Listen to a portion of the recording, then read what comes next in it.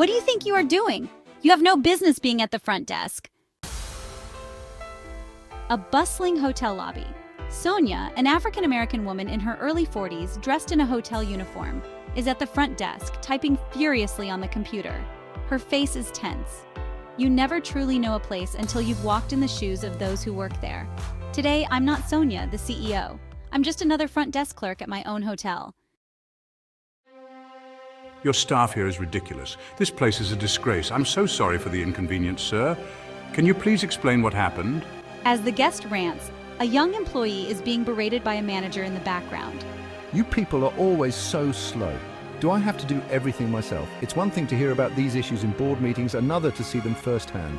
Racism and incompetence in my hotels, unacceptable. Sonia helps the guest, all the while keeping an eye on the situation. The next day in the hotel break room, Sonia is on break, sitting quietly at a table. Several employees gather near the coffee machine, chatting in hushed tones. That manager is always on my case just because I'm black. But I can't afford to lose this job. Same here. It's like they're waiting for us to mess up. Sonia's face hardens with determination. She pulls out a small notebook and discreetly jots down notes. Hearing it directly from the staff, their pain, their struggles, it's gut-wrenching. I knew I had to dig deeper. If this is happening here, it could be happening in any of our locations. At the front desk at night, Sonia witnesses another unsettling event. A clerk is struggling with a booking error, their hands trembling as they fumble with the computer. A guest is visibly frustrated. "I'm so sorry, madam. I must have mixed up the dates. Unbelievable. I want to speak to the manager. Please allow me to handle this. We'll get you a room right away and your stay will be on the house." The guest grumbles but agrees. Sonia glances at the clerk, who looks on the verge of tears. Take a deep breath. Mistakes happen. We'll work on this together. Incompetence I can address with training. But discrimination? That runs deeper. Sonia is back at the desk. This time, she notices something different. An older employee, Carol, is helping a new hire, Maria, with the computer system. Carol's tone is patient and encouraging. Take your time with the system. Everyone makes mistakes at first, but you'll get the hang of it. Maria smiles, clearly grateful. Kindness and empathy. This is what I want to see in my hotels. Sonia's eyes soften. She approaches the pair and watches as Carol explains a particularly tricky part of the system. The key is to double-check before confirming. It saves you headaches later. You're doing great, Maria. And Carol, thank you for being such a wonderful mentor. Sonia steps into the laundry room where the heat is stifling. Workers are sweating, sorting through piles of linens. One worker, Miguel, pauses to stretch his back. This machine's been acting up for weeks. They keep saying they'll fix it, but nothing ever happens. Sonia takes note of the broken machine. She approaches Miguel. "Hey Miguel, how long has this been an issue?" Months. We've told management, but they don't listen. Neglecting the tools my employees need to succeed? That's on me. Time to make it right. Sonia is at the front desk, speaking to a guest, when the manager, Bobby, approaches, clearly annoyed. What are you doing talking to guests? That's above your pay grade. Stick to checking them in and out. Sonia looks at him calmly but firmly. "Actually, Bobby, I think it's time we had a conversation."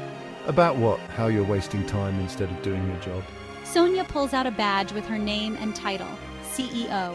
"About how this is my hotel and I've been watching how you treat my staff." Bobby's face goes pale as he stammers. Wait, you're the CEO? Sonia? Yes, and I've heard every demeaning comment, seen every disrespectful action. Care to explain your behavior? Bobby looks around nervously as the other staff pause to watch.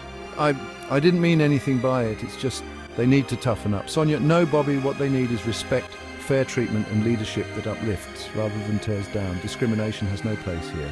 Bobby tries to interject, but Sonia continues. "Your actions have not gone unnoticed, and there will be consequences. Effective immediately, you're relieved of your duties. Security will escort you out." The staff exchange surprised but approving looks as security approaches.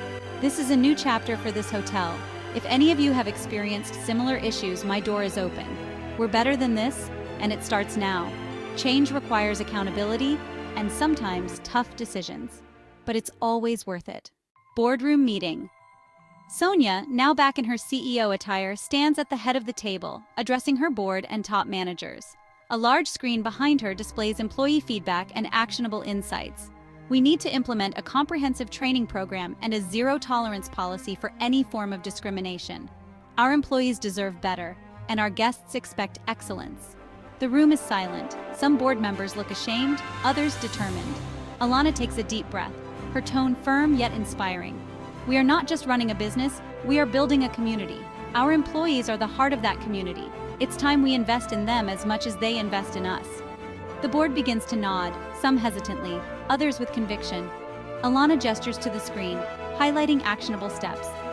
Starting today, we're launching an anonymous reporting system for discrimination and misconduct.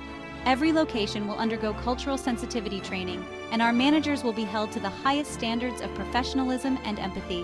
One board member, Charles, raises a hand. Charles: Sonia, this sounds ambitious, but how do we measure success?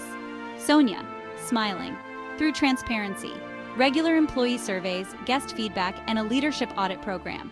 We'll track progress every quarter and adapt as needed. Change isn't easy, but it's necessary. Sonia implements change. She is pleased with the transformation of the hotel's operations. Training sessions with diverse employees, led by professional facilitators. Employees sitting in a newly renovated break room, laughing and sharing ideas. A manager helping a young clerk with a tricky task, offering words of encouragement. A maintenance worker fixing the broken laundry machine as employees cheer. Sonia walking through the hotel, greeting employees warmly and receiving smiles in return. Weeks later, the lobby is bustling again, but this time with a positive energy. Sonia stands to the side, observing. Emily approaches her, a hesitant smile on her face. Miss Alana, I just wanted to say, thank you. Things feel different now. Better. Smiling warmly. That's good to hear, Emily, but this is just the beginning. Keep speaking up. Your voice matters. Boardroom meeting. Months later, Sonia presents a report to the board. The numbers are promising, employee satisfaction is up, guest complaints are down, and profits are climbing. This is proof that treating people with dignity and respect isn't just the right thing to do, it's good business. The board erupts in applause. Sonia smiles, knowing this is only the start of a much larger journey. Sonia, true leadership isn't about power, it's about purpose. And our purpose is to build something worth remembering. Thanks for watching.